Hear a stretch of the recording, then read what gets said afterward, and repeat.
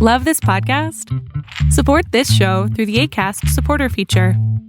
It's up to you how much you give, and there's no regular commitment.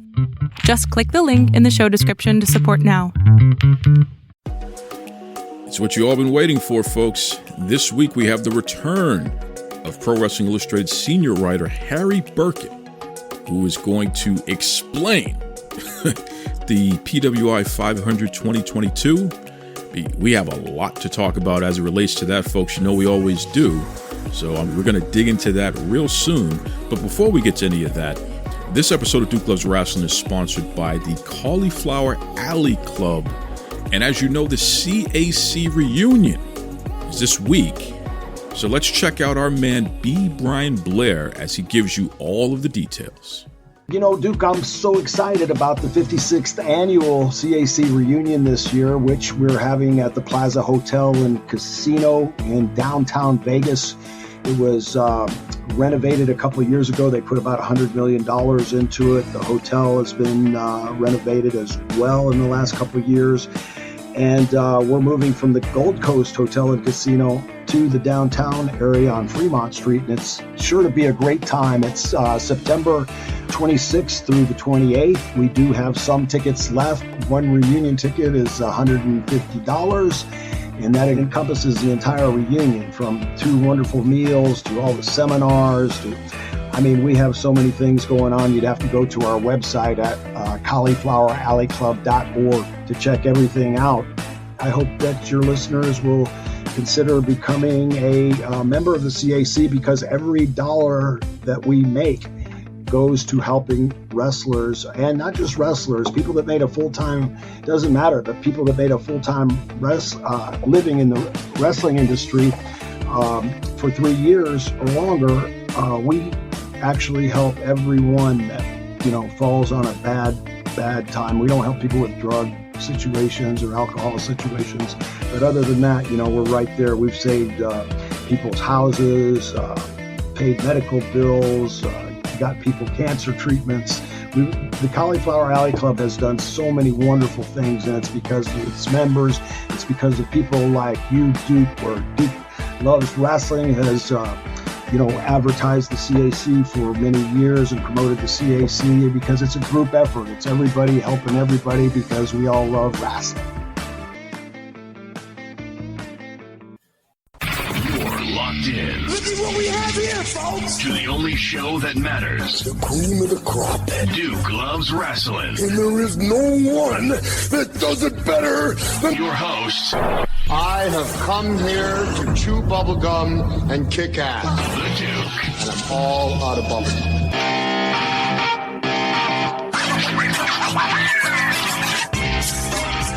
This is Harry Burkett, senior writer of Pro Wrestling Illustrated, and I'm here to defend the honor of the 500 in the face of much criticism by Duke. Harry Burkett, I thought you and I were going to have a civil conversation here, but literally right out of the gate, you have to start picking. You have to start your nonsense here, and I'm gonna tell you something, Harry, because I've noticed something. And you and I've known you for many, many years. I literally have read you in the magazine for decades. You've been on this show throughout the history of Duke Loves Rasslin. It's been almost 7 years now. I've noticed that you and your attitude, Harry, has changed. Ever since this Kevin, what is his name? McElvaney, the king of the fish. Ever since this guy has come around, it's as if you've turned into some kind of big shot, Harry. And I have a theory on this. Okay, it's as if we have to treat you like you're royalty now, like you're Sir Harry, my lord, Harry Burkett, the hand of the king, the keeper of the Iron Throne, the keeper of the realm that is Pro Wrestling Illustrated, Kevin McElvaney. And Harry Burkett, the two of you are lording over this whole Pro Wrestling Illustrated list, and it's pretty clear that you guys are on the take. I think it's pretty clear that some folks like these folks in New Japan Pro Wrestling? I don't know. Are they giving you free karaoke? Are they giving you free Sapporo beer? Are they offering you free snacks that you can't get here in the United States? Like, what the heck is going on where this new attitude of yours, Harry, where you're going along with the humanoids? I mean, what is this all about here? It seems like you're already criticizing our number two. Well, I know you've created a bit of a firestorm on Twitter, and a lot of people came out to criticize, but I think we'll get to that. Oh, we're going to get to that. So we're going to get into that. Let's get the housekeeping out of the way first and foremost. I'd like to start off with a positive. Okay, so kudos to Pro Wrestling Illustrated. You know, the brain trust over there, including yourself. You got it right, which is not often. You know, don't they call this? I think they call this putting pennies in somebody's cup. Oh, is that what it is? Where you put a few compliments in the jar, because you're going to really let me have it in a few minutes. Well, you know, they in management, we call it build, break, build, as you know. But the problem is I very rarely am going to get to the last build. It's usually build, break, break. So, but, you know, at least there's a build. At least there's one build. So congratulations on naming Roman Reigns, the head of the table, the tribal chief. Acknowledge him. Roman Reigns, number one of the PWI 500. That should not have been a controversial pick. It shouldn't have been a difficult pick. But, you know, I heard a little something here that there were some people who actually were trying to speak against Roman being number one. Were you one of those people? No, absolutely not. Roman came very close to being number one last year. It was down to him and Kenny Omega. And we decided, since PWI puts so much stock into championships and who is a world champion, and Omega was the belt collector, Omega got the nod for number one. With the understanding, if Reigns had another solid year, he'd probably be number one. But I note that you're talking about me coming around with a different line of thinking. I recall having to defend Roman Reigns when we ranked him number one, and even on our cover, we acknowledged that half of you won't like this, but we made him number one. What accounts for your change in thinking toward Roman Reigns? You know, you asked me this before, and I think it's very insulting, Harry, because I've always said that Roman Reigns, in the past, he wasn't being his true self, and that's what I always railed against. But ever since he became the tribal chief, he stepped into his leadership. He stepped into his greatness. He's being him true self, and I can respect that. So how dare you try to rewrite history and act as if I haven't been explicit with my criticisms of Roman in the past and explicit about why I support our tribal chief? Well, Duke, to answer your question directly, there was almost zero debate among the staff who the number one wrestler in the world was. It was a very, very easy decision, and probably the easiest number one that I can remember going back 25 years.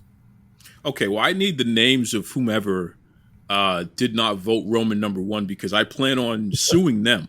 So, you know, you can go back to your notes and you can get back to me on that, but just know that whoever that was, I'm going to sue them for that, because that's ridiculous. So kudos on Roman. Kudos on a very diverse and accurate list. I said it before and I'll say it again. I feel like the right people were in the PWI 500 overall. I think you have the right names. I just take issue with some of the rankings of those names. And certainly, you know, a guy like Jay Bougie, you know, independent wrestler on the come up, Johnny Rod's trained, New York based, hardworking guy. He's a rapper. He's a poet. He's a wrestler. He's a promoter. He has the most beautiful woman in the world. Like this guy he's living the life. So the fact that he made the 500 this year is pretty cool too. That means that you guys are actually paying attention to the indies a little bit there, huh? And to his credit, he took the initiative.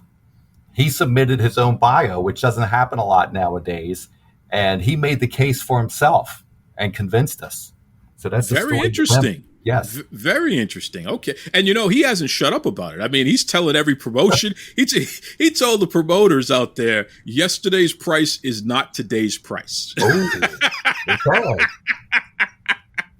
Because he's one of the top 500 wrestlers in the world. So they need to come, talking to him the right way because of that.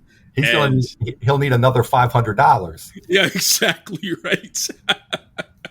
Listen, I respect the kid for that. I think that's brilliant, and that's the way it should be. When you're ranked amongst your peers and you're ranked so high, I mean, how many wrestlers exist in the world? To be one of the top 500, that's a very big deal. So, sure. Certainly, congratulations to everyone on the list, including Jay Bougie. That's good stuff there. So, Harry, we can't go over the entire list, but I want to zero in on the top 10. And I want to work backwards here. Now, technically, we already covered number 1, but I want to start at number 10 because you ranked a guy who everyone keeps talking about how he's this great technical wrestler, whatever the hell that means. He's a technical wrestler. All that means to me is that he likes to do a little twisty, bendy, make it seem like he's doing more than he's actually doing nonsense in the ring. Instead of working on his character development. And I'm talking about Jonathan Gresham. And listen, Gresham, you're a hell of a guy. I take nothing away from you, but are you really the number 10 wrestler in the world? I think that's up for debate. Harry, how could you do that? Well, he had to shine by one standard, which is we do consider the inherent skill of each wrestler. But I do agree with you in a sense, and I'm certainly not speaking for the rest of the 500 committee. I think you could revisit Jonathan Gresham's number 10 spot. Just my personal opinion. I think he got such a high ranking partially because he was sitting so pretty on June 30th, which was the final day of our evaluation period. Because, of course, he won the Ring of Honor title. I believe that was back on April 1st. And he seemed to be poised for great things. Within AEW, and Ring of Honor had become a Tony Khan property. Now, that is not official criteria of how good you look on June 30th. And Al Castle constantly reminds us of this during our deliberations, which is recency bias. Don't look at how this person is sitting on June 30th, but look at the totality of his career throughout the year. And could you make a case that Gresham should be number 15 or 14? I would say begrudgingly, maybe. And there might be a couple people in our top 10 because now we know what happened with Gresham. He's not affiliated with the AEW, even though he's still tearing it up on the indie scene. And I'm sure we haven't seen the last of him. You can always debate these things. Well, listen, I'm going to give Gresham credit on two things. Number one, he cussed Tony Khan out, okay, which I think is fantastic because and touted his previous PWI 500 rankings. Well, which I appreciate, and did it with his chest out. Okay, he did it. He did it and meant it. It wasn't a joke for him. So how dare you book me in the middle of the card? I was number 15 last year. The PWI 500. So here's a guy who we can at least acknowledge that he's paying attention to his rankings. Yes. Okay. Which I respect that. So that's my number two. I respect the fact that he's a professional and professional enough to understand where he is in the marketplace and be ready with these facts and figures at the drop of a hat. He went into a negotiation with the promoter ready to let him know what his value is in this industry. So, kudos to Gresham for that. But I don't know. I mean, if Jonathan Gresham and I were in a match with each other and I've never wrestled a day in my life, I feel like I would get more reaction than he does. And that's my concern. Okay. Now, maybe I'd get more reaction because I have no business being in a ring. And maybe that would be the reaction, but I still believe I would get more reaction than he does. So for that reason, Gresham, I don't know, man. Your 10 spot is on shaky ground. Anyone can unseat you from that spot, and that's all I'll say about that. Number 9. Who was the number 9 again? Big E. So, first of all, Big E should be ranked in the top 10. There's no question in my mind about that. But I feel like he should have been in the top 5, Harry. Well, circumstances are what happened to Big E. Obviously, he was out for, I guess, since March with the neck injury. So that took him off the scene for 3 months. So let's see. He reigned as champion from September of 2021 to January 1st of 2022. An important reign, and the fans wanted to see it. But I also have to factor in, he did lose to Roman Reigns at Survivor Series. And I know Survivor Series. He lost to the number 1 wrestler in the world at Survivor. He didn't just lose to Roman Reigns. Sometimes I feel like these champion versus champion matches are sort of self-defeating for WWE. And I just feel like those factors, that factor, he really didn't make the championship his own. That's just my personal feeling. I think he did very well. He deserved to be number 9. But I think that combined with the neck injury, that's what prevented him from getting into the top 5 in a very competitive year. There is literally no one else on this list in the top 10 other than Bobby Lashley. Roman Reigns, obviously. We're not talking Roman Reigns now.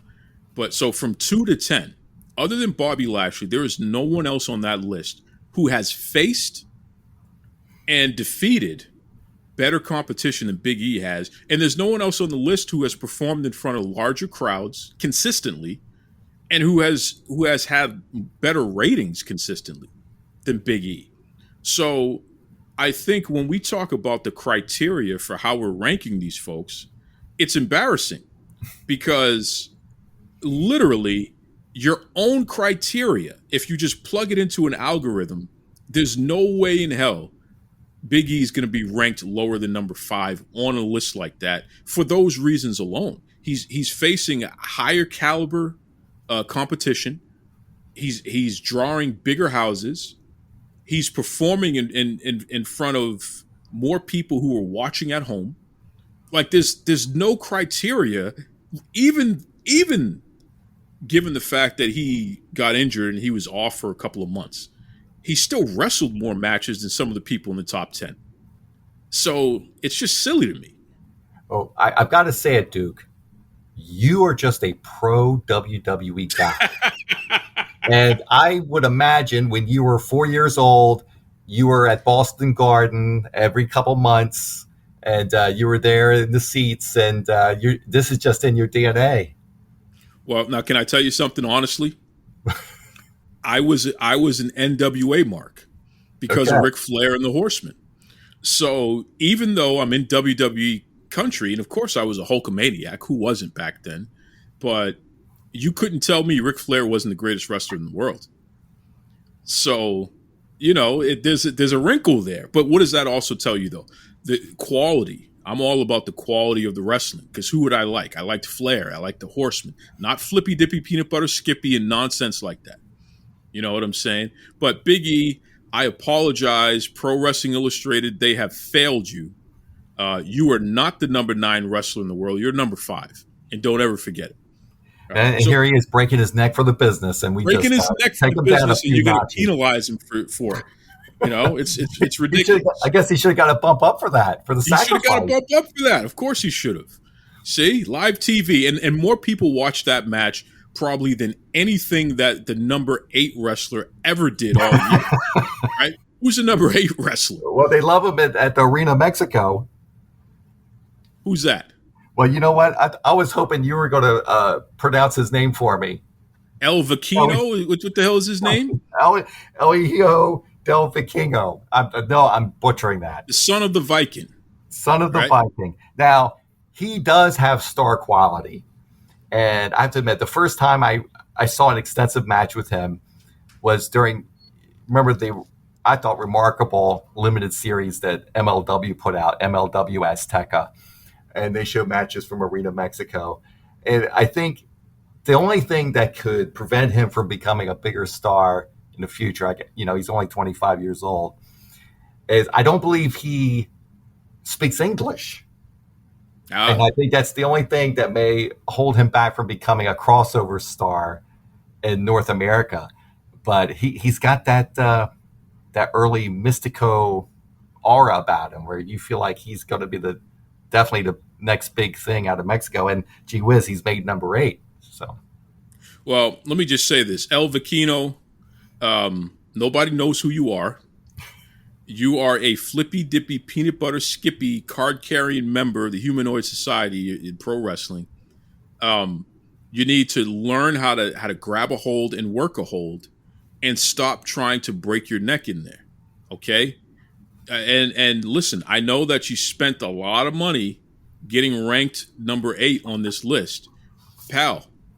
I'm going to sue you for that. Okay. And if I have to learn Spanish in order to figure out how to say that to you in Spanish, I will. It may not be the dialect that you're used to, but it'll still be Spanish, so you'll have an idea what I'm saying. But I'm just telling you right now, you are not the number 8 wrestler in the world. I don't even think you're the number 18th wrestler in the world. Quite frankly, I've never even heard of you before. Okay? And I don't care. And MJF said it best. You guys are out here watching clips on YouTube, and then you're over ranking people who have no business even being on the list. You know, what does this guy do? He flips. There's no psychology in anything he does. So you're saying he'd be lucky to be opening match on the WWE main event? Let me tell you something. I don't even know if he would even make it onto NXT Next Level or Level Up, whatever they call that there. Yeah, I don't even think he'd make there. So, you know, I think that this is an embarrassment. It's killing the business to have this guy ranked number 8. I'm just going to put that out there. It's killing the business having him ranked number 8. Okay. Who's number 7? Bryan Danielson. Okay. Mostly because, you know, one time I interviewed Ricky Steamboat, and he said the greatest compliment he ever received is when somebody told him he was the common denominator. That when they thought of all of the great matches that had occurred over the past 10 or 15 years, he was the common denominator, whether it was versus Ric Flair or Randy Savage. And that's what Bryan Danielson is to AEW. And if you really think about it, he only lost when the world title was on the line. Pretty much across the board, he won all of his matches. And I think we can all agree that he took his matches to an even higher level in AEW compared to WWE. I have no idea what you're talking about, and here's why I say that.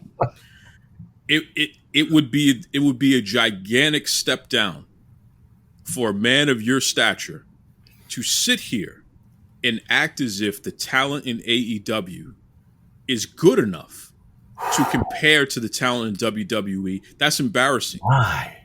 There's no way, shape, or form that you can say, if you were to take the top 10 wrestlers in AEW today, male or season tickets at Boston Garden, male or female, there's no comparison. And we know there's no comparison because no one is watching AEW compared to WWE, right? No one is watching them.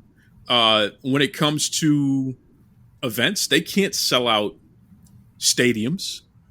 You know, it's not as if they're indexing in any way, shape, or form. So it's kind of silly to say, well, Danielson is beating a bunch of people in AEW. First of all, the guy is losing to Daniel Garcia.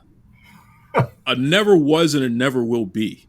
So we have a situation here where how many titles has Danielson won in the past, well, at least during this criteria period? How many titles did he hold? Well, Zero. And you got this guy ranked number 7 in the world? Are you kidding me? Maybe Tony Khan could invent a title for him, like the All Pacific Northwest champion. Yeah, that's okay. So we're going back to the NWA days. This is literally another big slap in the face. And I say that as a person who has followed Danielson's career. I'm going to take credit for this. I'm partially responsible for this guy being a somebody. Okay. I was at the very first Ring of Honor show. I was doing the tape trading when he was in the Shawn Michaels Wrestling Academy, and he and Brian Kendrick were putting on those ridiculous flippy dippy peanut butter skippy matches with each other. And he was in the main event at the Era of Honor Begins, the first Ring of Honor show. It was him, Low Key, Christopher Daniels. Those guys put on a clinic with each other. I was there.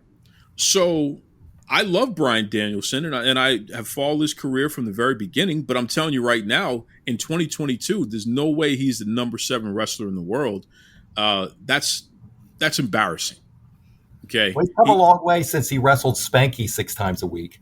The guy wasn't even 24/7 champion during this period. Okay, and the fact that he's ranked number 7, but you have the audacity to take a world champion like Big E and rank him number 9, there is something wrong with this list. My goodness. There's something wrong with that. And Danielson absolutely has not drawn as many people as Big E did in the same time period. And they've probably wrestled the same amount of matches, even though Big E had 3 months off. So there's no doubt that our number 5 person, his stock really rose in your eyes. Wait. What number are we on? I think we're on number 5, aren't we? 1, 10, 9, 8. No, number 6. Number 6. I'm sorry. Number 6. See, you try to trip me up there, Harry. So who's number 6? Let's not skip over this ham and egger. Who's number 6? Cody Rhodes. This guy, Cody Rhodes. Did he make all the right career choices in the past year? I bet you would agree that he did. Let me tell you something about Cody Rhodes. I don't like him. I've never liked him. I like his wife. I don't like the way that she carries on half the time, but I like her a lot. She's like a cousin. You know what I mean? You don't always like what your cousins are doing, but you're always going to have love for your cousins. So because of that, you gotta accept your cousin's husband. I think Cody, in a lot of ways, he absolutely knows the right thing to do, but he's not always going to use his political capital to make sure the right thing gets done because he has to live to fight another day. And that's where he and I differ in philosophy. So, Cody, we've had conversations in front of the world, and we've butted heads a few times. I will say this.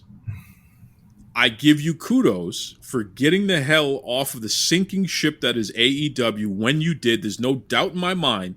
You spoke to your friends over there at the network, and you saw the writing on the wall, and you were like, yep, I'm getting out of here. Because there's no way Warner Brothers Discovery is going to hold on to this company. AEW is not going to be on that network after next year. They're probably going to get the plug pulled sooner than that. So Cody used some inside information to negotiate. And I'll tell you this, Harry, I think he got the last big deal in wrestling for a long time. I don't think anyone is going to have the negotiating power to get a big deal again, because AEW is probably not going to be around for much longer, which means that WWE, they're not going to have a competitor that's going to be on that level. Mm-hmm. So I think Cody, because you got to remember, he was on other shows on the network, and he knows how to work the system there. So there's no doubt that he made friends where he needed to. And somebody probably pulled his coat and said, bro, it ain't looking good. And he's looking around and he's like, yeah, I'm not going to sit here and my stock continue to drop. I got a family to support. So he got the hell out of there. Cody's greatest strength is his willingness to bet on himself. And I remember back in 2017 when he left WWE, and he had the clever deal where he would issue open challenges to people throughout the indie scene and throughout wrestling, kind of kept his name out there, and it set up a few dream matches on the indie circuit. And we were discussing that during a hot seat interview, and I gave him all this credit. I said, well, you look so dapper. You have your dress shirt on, your tie, you really present yourself well. But I remember thinking after the interview, boy, this guy's never going to make it. I mean, he's just left WWE, that was such job security, and he's just rolling the dice, and he's going to bet on himself on the indie scene or Ring of Honor. Who does that? That is never going to work. And boy, did he prove me wrong. And that's only really the second time I've been wrong. The first time way back when was Booker T.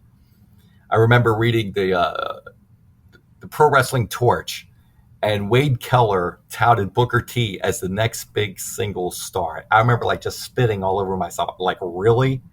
And I was wrong about that. So Booker T and Cody Rhodes are the two people I've been the most wrong about. Well, and shout out to Booker T. You know, he was a guest on this show back in June. Oh, I didn't know that. He's fantastic. Yes, sir. Well, you know, I did a series. I had Booker, Jerry the King Lawler, Ron Simmons, and JBL. Isn't Ron Simmons the most polite man you ever met in life? Well, he is just incredible. And you know, I had a Ron Simmons action figure, and I had the wrestling ring and belts and stuff. And Ron Simmons was undefeated in my league. Okay. No one could ever pin Ron Simmons in my wrestling league, just so you know. So, but anyway, what a surprise there. But let me ask you a question about Cody, because you're bringing up him betting on himself. Wouldn't he still be where he's at if he would have just stayed in the company and toughed it out? I don't think so.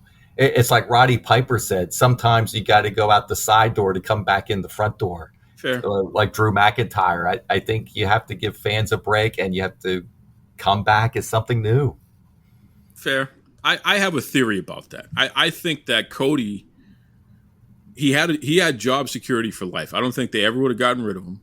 He's a Rhodes, because of his family's history and all that stuff.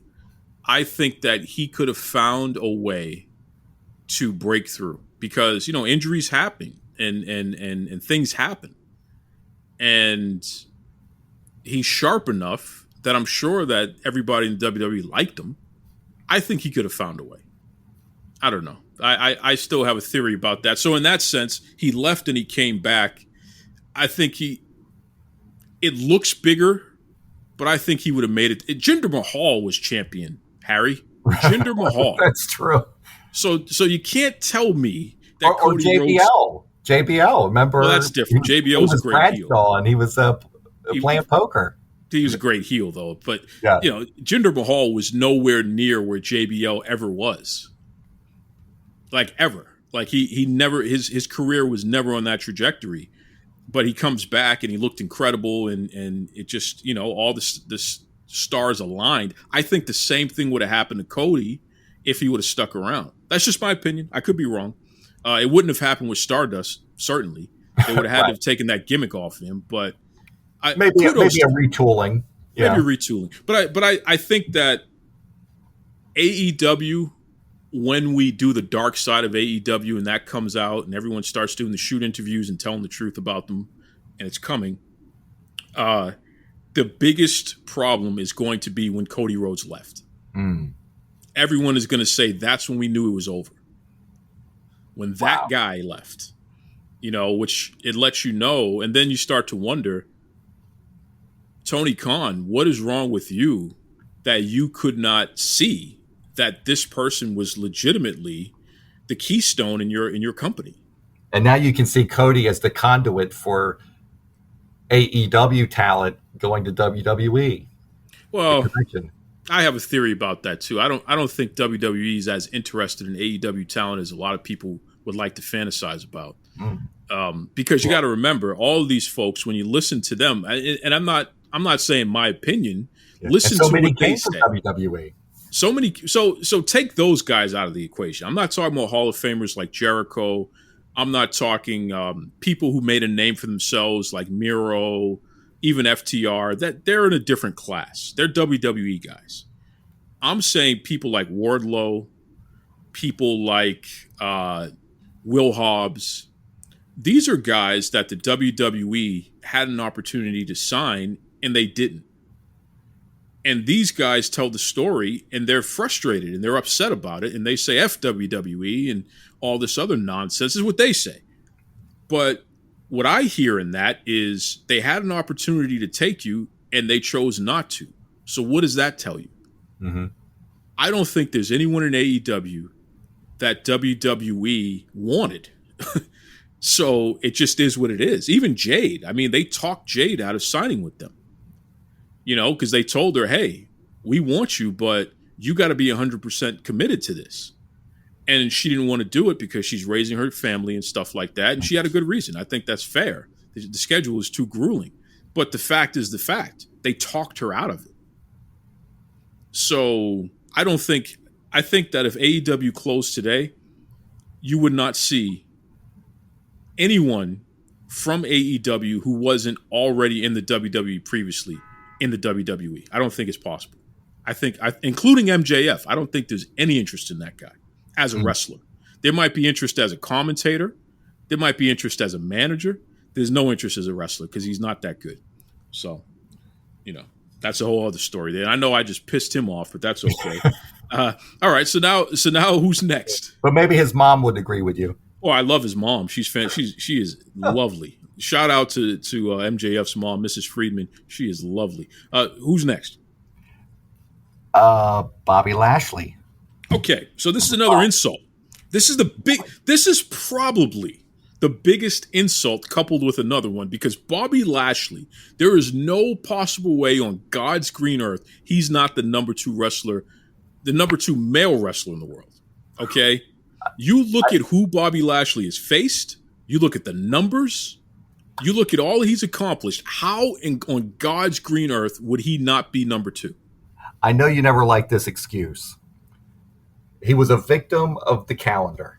That's ridiculous. Because he did have a 6-month reign as WWE champion, very dominant, but it fell from March of 2021 to September of 2021.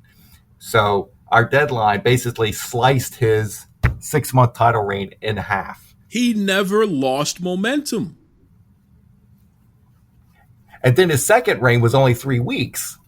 But he kept winning matches, Harry. This is the part that kills me about this list. Look at who Bobby Lashley faced, even who he lost to. But look at who he faced and look at who he beat. There's no one else on this list who has done more. Other than Roman. Well, Lashley is very impressive. Very impressive. Top 5, that's solid. 5th in the world, not bad. Bobby Lashley, I apologize for what they've done to you. I've said it before. We when we think about what pro wrestling is supposed to be, this is larger than life spectacle. We live vicariously through these real life superheroes. And, when I look in the mirror and I say, hey, man, you can do it, motivating myself, I see Bobby Lashley.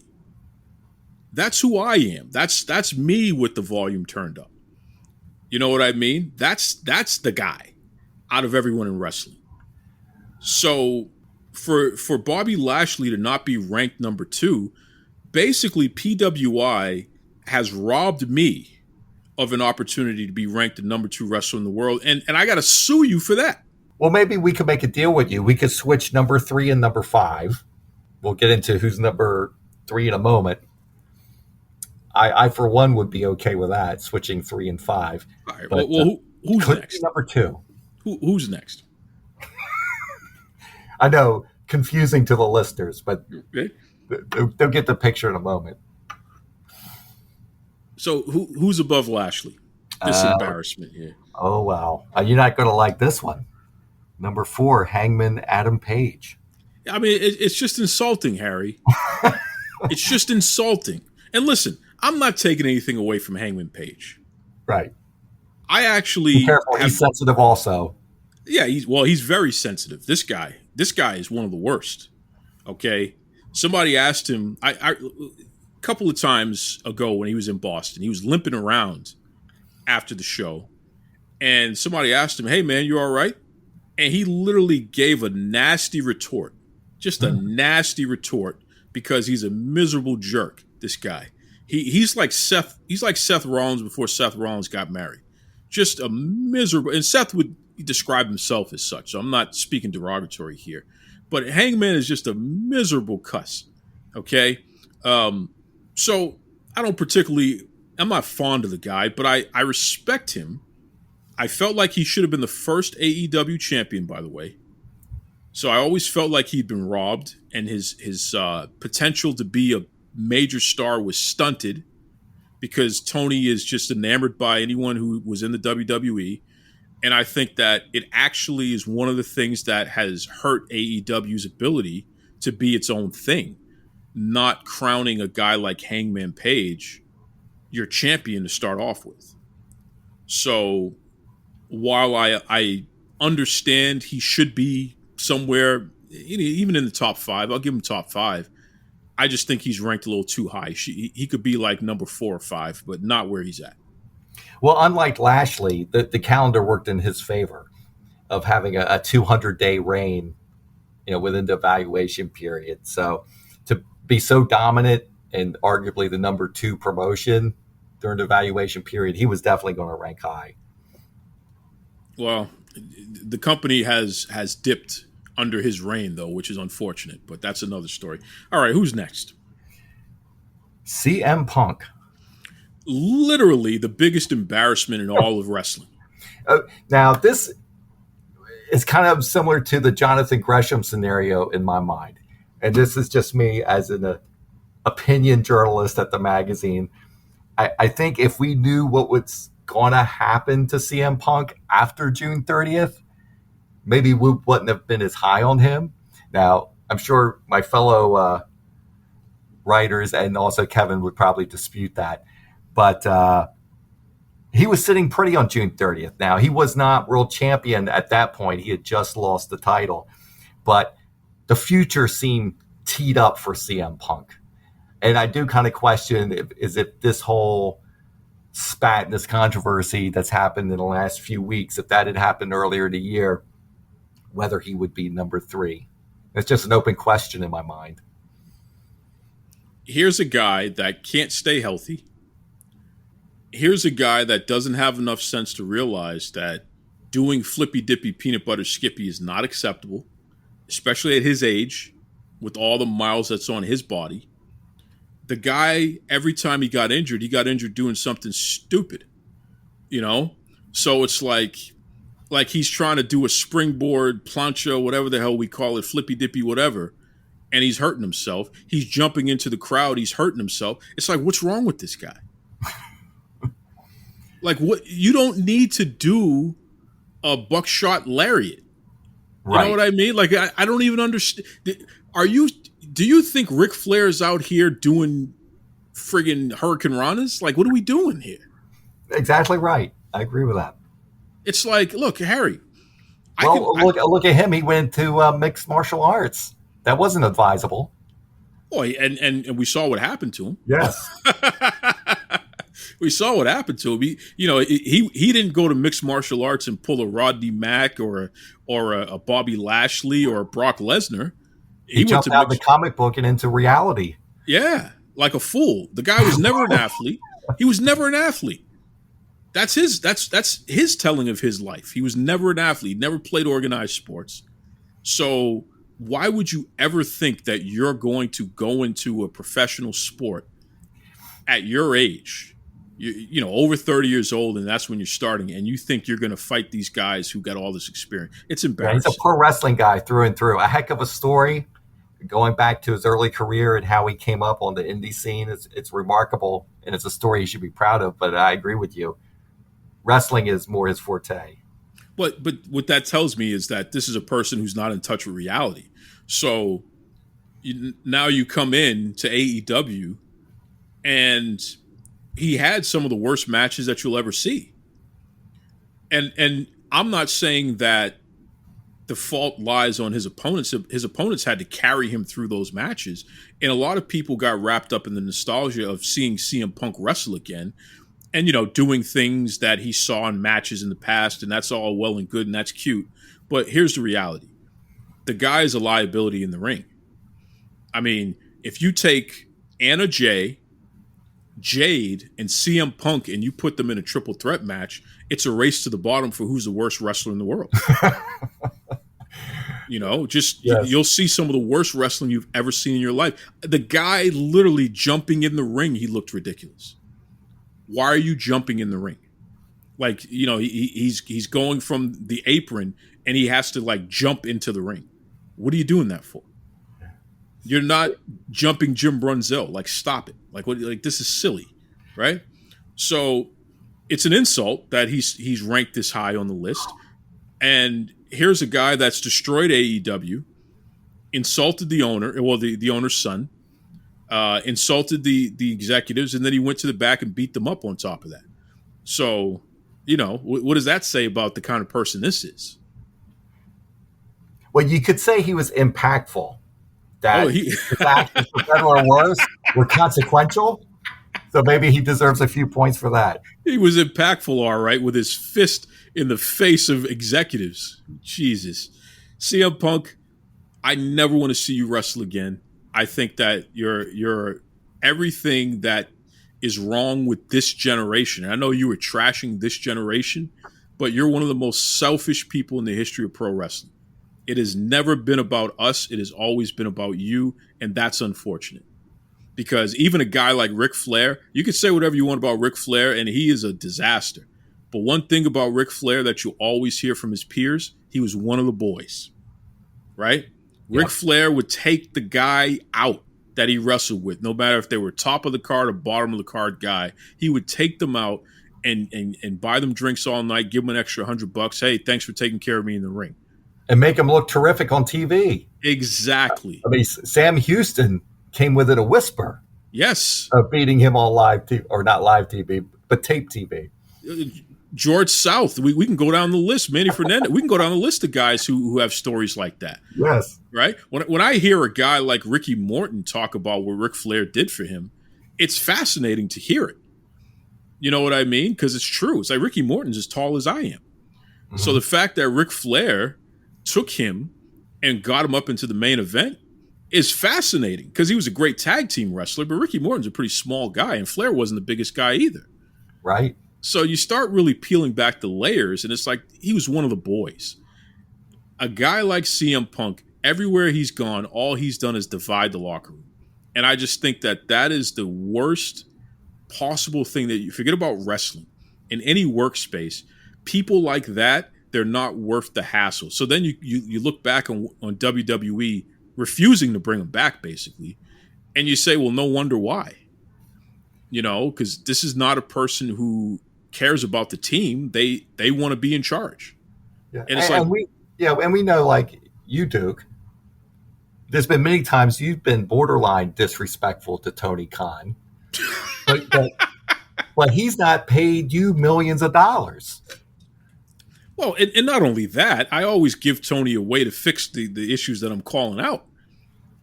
Yes. Punk he took Tony Khan in front of the world and made him look foolish. And I just, you can't rob a man of his dignity. Once you do that, there's no turning back. You know what I mean? And I think that's really what the issue is. I think Punk, whatever trauma he's experienced in life, and everyone's seen the documentaries and all that stuff, we get it. But I think that it manifests in these ways. And unfortunately, this is not the first time we saw this happen. It's a pattern. And it centers around, if he's not the top guy, then he's very upset.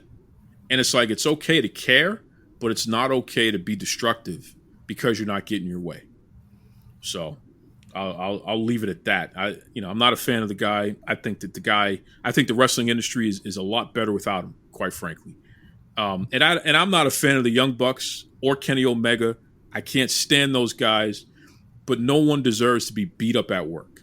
I think that is just ridiculous. So I'll leave it at that. Who's next? I think you'll be a much bigger fan of our number 2 than you were of our number 3. Kazuchika Okada, Mr. Okada, is number 2. Let me ask you a question, Harry Burkett. Did you hear any portion of my show from last week? Because I did cut a portion and I put it up in a commercial where I explained I expressed my opinion of Okada. I didn't hear your show, but I certainly saw your comments on social media, which really riled people up. Oh, absolutely. I'm still getting, and I mean this, I get death threats for these things, People threaten to do me harm over saying the things that I say, which I always find fascinating. Let me just say this. And I said this last week, and I'm going to say it again. If I walk into my local Dunkin' Donuts right now, I'm going to get a hey, oh, like it's Cheers. If Okada walks into my local Dunkin' Donuts, no one is going to even turn around. Okay. If I walk down my street right now, people are going to honk their horn. They're going to say hi to me and all that. If Okada walks down my street right now, no one's going to pay him any money. Now, what if you walked into Ribera's Steakhouse and said, I want my steak rare? Well, here's the thing. If I walk down Okada Street and I walk into his local coffee shop and I walk into wherever he goes, I guarantee you I'm going to get a reaction. Kazuchika Okada is a nobody. No one's ever heard of him. No one will ever hear about him. He doesn't draw.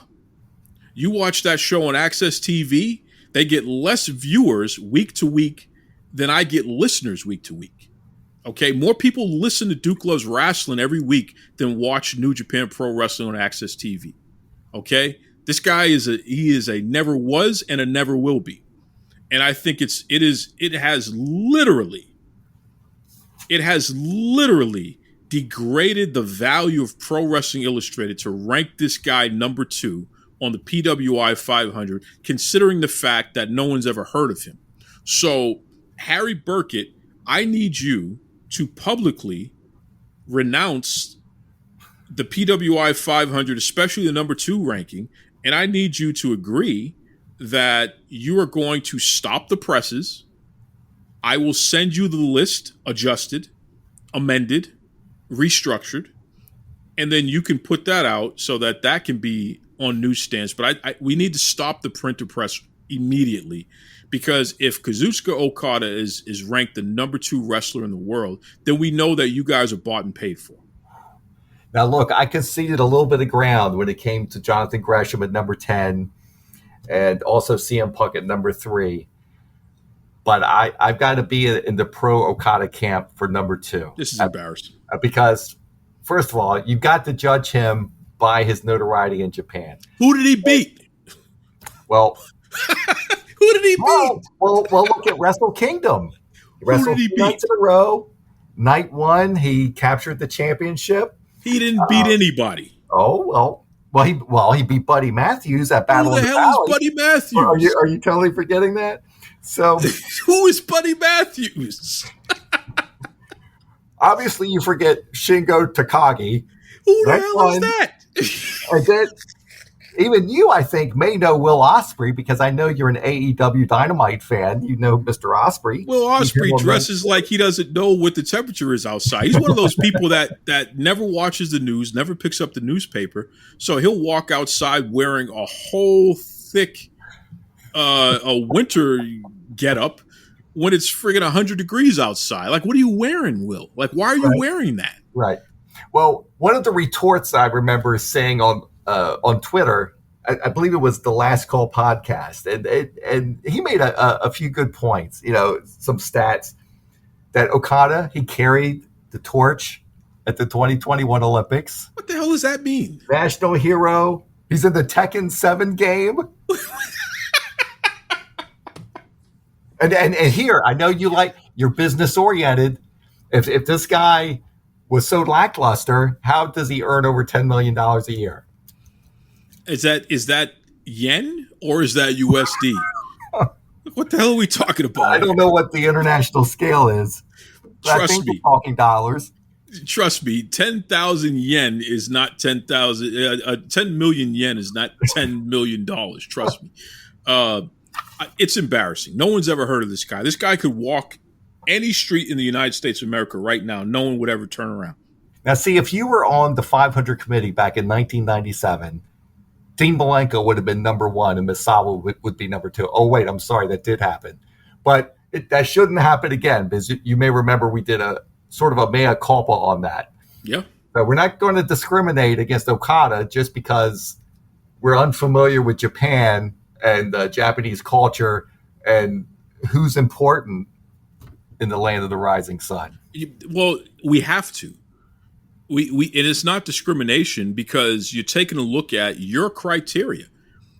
Kazuchika Okada does not draw what Bobby Lashley draws. Kazuchika Okada is not wrestling the same caliber of talent as Bobby Lashley is. Bobby Lashley is wrestling the top wrestlers from around the world. Okay? Kazuchika Okada is wrestling who? A bunch of guys that no one gives a damn about. They won't even watch them on free TV. Come on, he beat Naito twice. What does that even mean? It's just like He won the G1 Climax whatever that means. times. It's just, And recently a fourth time. I don't understand this obsession with Japanese pro wrestling that PWI has lately, because it's different from whatever it was in the past. And I'm going to tell you, everybody and their mother knows that New Japan Pro Wrestling is not what it used to be. I mean, they draw a fraction of the amount of money that WWE generates every year. A fraction.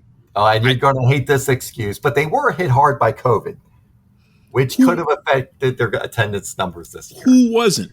Who wasn't? You know what I mean? It's embarrassing, Harry. Their expansion into the United States has been a failure. And you're Okada, you're not buying Fred Rosser? I mean, come on. And listen, no disrespect to Fred. I mean, Bob Backlund drove all the way from Connecticut to be on Duke Loves Rasslin, and he put Fred over big time. Taught him the chicken wing. Yeah. But so, no disrespect, but it's like, come on, man. New Japan Pro Wrestling, in my opinion, it's basically a middle of the road independent pro wrestling company. Like, they're nothing in regard to the scale of anything. You know what I mean? I don't even know if I would put them in the top 5 companies in the world right now. I think they're nothing. So, and we know that because, again, people literally turn the channel. Impact Wrestling draws somewhere around 100 to 120,000 viewers. Those folks turn the channel when New Japan Pro Wrestling comes on. They barely get 40,000 viewers week to week. What does that tell you? That means that look at it through the lens of living in the United States and judging it by that standard. If the lens of the biggest Tokyo, market in the world, yeah, we have to look at it through that lens because you're comparing wrestlers from these different markets. So if your market is a fraction of our market, then none of your wrestlers should be ranking higher than our top wrestlers. It just doesn't make any sense. There's no comparison. It's just like, gee, okay, Harry, I'm going to tell you that your sub shop on your block is better than Ruth's Chris. What are we talking about? Right. I'm going to get a steak sandwich from your sub shop, or I'm going to get a steak sandwich from Del Frisco's. The steak sandwich at Johnny Hammonegger's is really good, man, and it's popular on my street. So hey, come on. This is silly. It's silly. Okada is not the number 2 anything. Okay, he's you know what? He's the number 1 Hammonegger on the PWI 500 list. That's who he is. So, what did you think of him being number 1 a few years ago? You know what I thought? I thought it was the worst thing that ever happened in life because it's silly. This guy is not a draw. Listen, we have historical data to back that up because what did he do in Impact Wrestling? Oh boy, you're bringing that up. What did he do in Ring of Honor? See, nobody wants to talk about the facts. Mm-hmm. And that's the issue that I have with Pro Wrestling Illustrated. You folks are bought and paid for. You folks clearly are getting some type of kickback from AEW and from New Japan Pro Wrestling, living high off the hog. And there is a strong anti-WWE slant.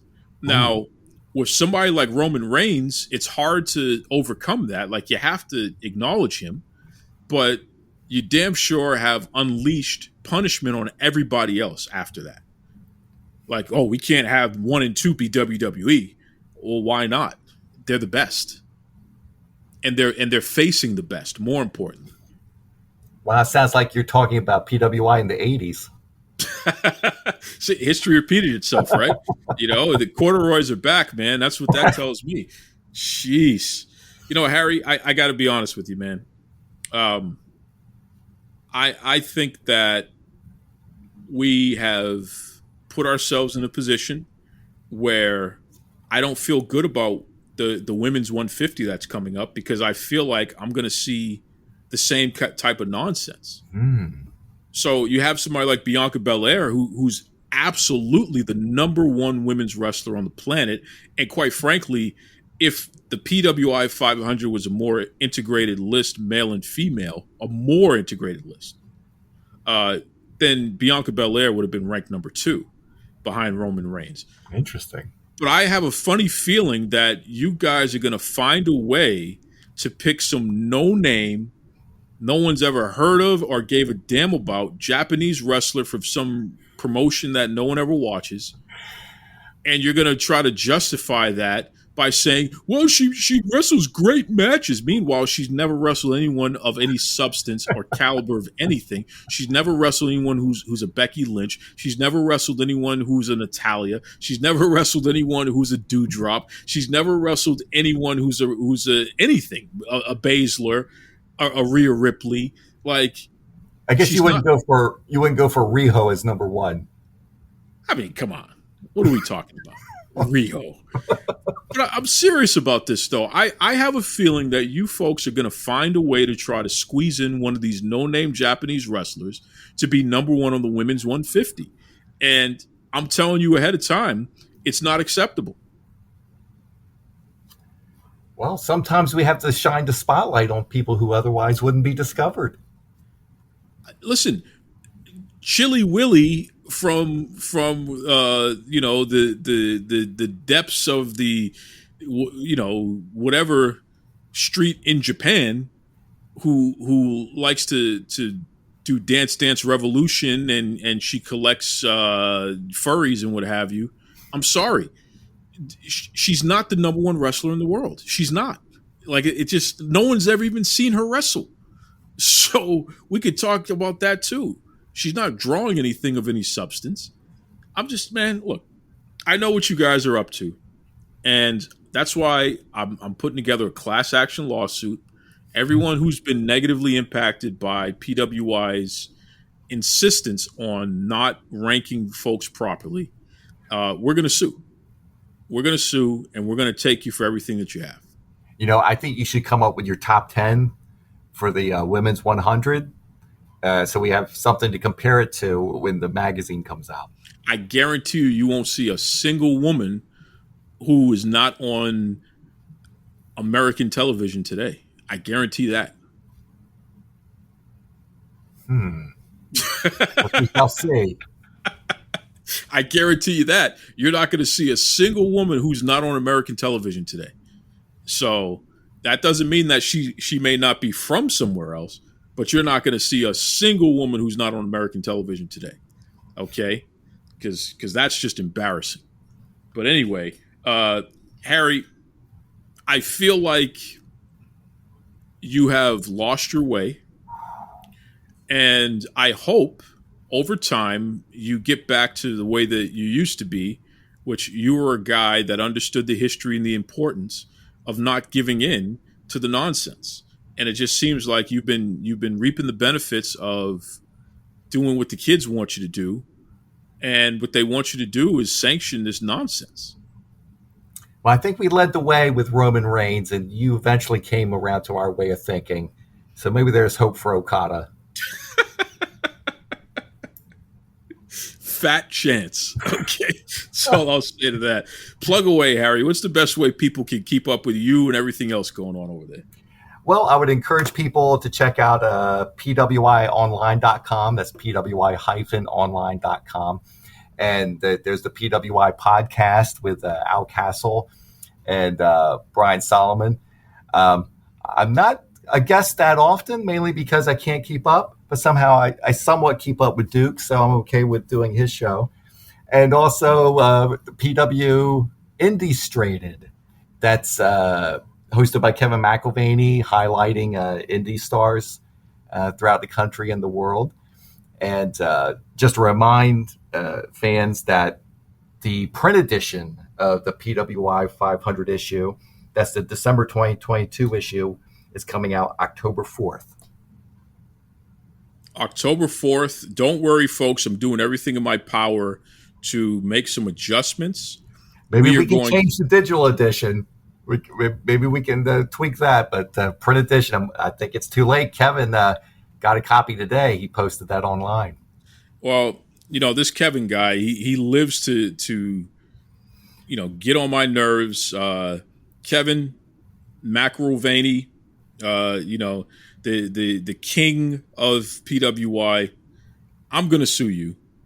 And I don't care if your wife is a thumb breaker, is a leg breaker. I don't care how much your cat loves you.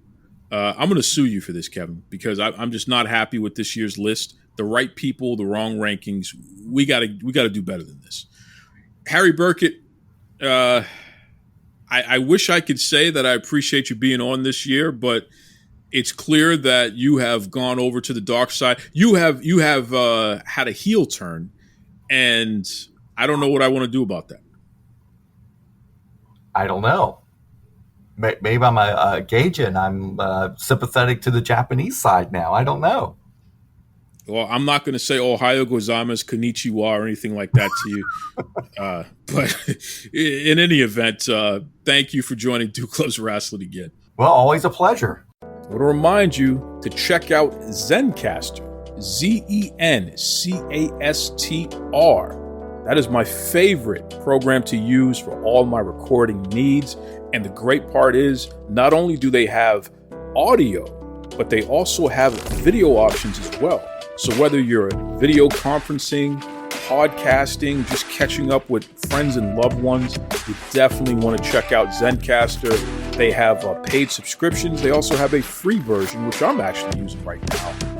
Transcripts, the whole 9 yards, and even, get this, Zencastr has started to do hosting. So for all you podcasters out there, if you're looking for a host for your show, please consider Zencastr. You will not regret it. I'm telling you right now. Once again, Zencastr. Made on Zencastr. That's right.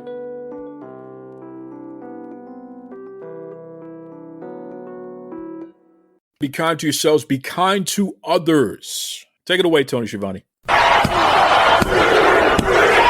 This is Tony Schiavone, and we're desperately out of time on Duke Loves Rasslin.